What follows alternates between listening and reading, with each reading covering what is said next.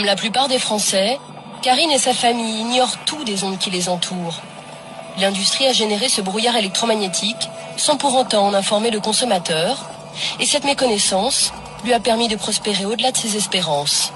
Dès le début des années 90, les appareils qui émettent un champ électromagnétique rencontrent un succès phénoménal. Les plaques à induction, utilisant un champ magnétique, elles cuisent 2 fois plus vite. Progression aussi pour le four à micro-ondes, déjà presque un classique.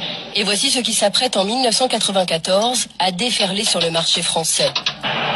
Un coffre-fort et une combinaison secrète. Une mallette métallique qu'on voyait avec précaution dans les couloirs de la direction de la Lyonnaise des Eaux. À l'intérieur, tous les espoirs du groupe, le prototype du radiotéléphone de demain. Cette innovation technologique fera la fortune des futurs industriels de la téléphonie mobile. La lutte est féroce car le marché est alléchant. 15 milliards de chiffre d'affaires prévus à l'horizon 2010. Face à un tel marché, les industriels ne souhaitent pas alerter la population sur les ondes émises par ces appareils. Les entreprises des ondes sont regroupées dans une fédération, la FI2E. Ils anticipent avant même l'explosion du téléphone portable les éventuels problèmes de santé publique à venir.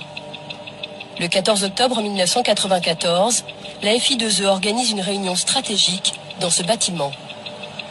Étienne Sandrier préside l'association des Robins des Toits. Il lutte contre le danger des ondes électromagnétiques. C'est lui qui a révélé cette réunion à la FI2E en se procurant ce compte-rendu.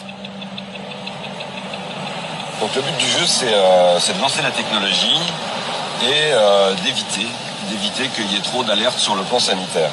Voilà, ici on voit bien l'objectif. Aux rumeurs, dommageables sur le plan commercial, doit être opposée une information destinée à sensibiliser le consommateur et montrer que ces REM, donc rayonnement électromagnétique, n'ont pas d'effet nocif.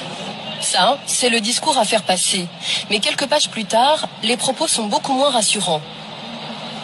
C'est ici. Le cancer est une infection multifacteur. Il est impossible d'isoler le seul effet des REM, au rayonnement électromagnétique. Donc c'est quand même une façon de reconnaître que potentiellement c'est tout à fait cancérigène. Et qu'il n'y aura pas de preuve, quoi. Voilà, il faudra organiser le ralentissement de la connaissance scientifique. Ce qui compte, c'est de lancer la technologie et de faire du profit, et tant pis pour la santé publique. Une opération de lobbying est alors organisée.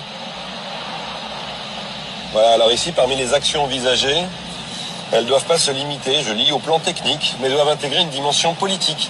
À l'adresse des hommes politiques et des journalistes, il faut veiller à ce que le discours tenu par tous soit le même. Je pensais quand même pas qu'ils étaient capables de ce cynisme-là.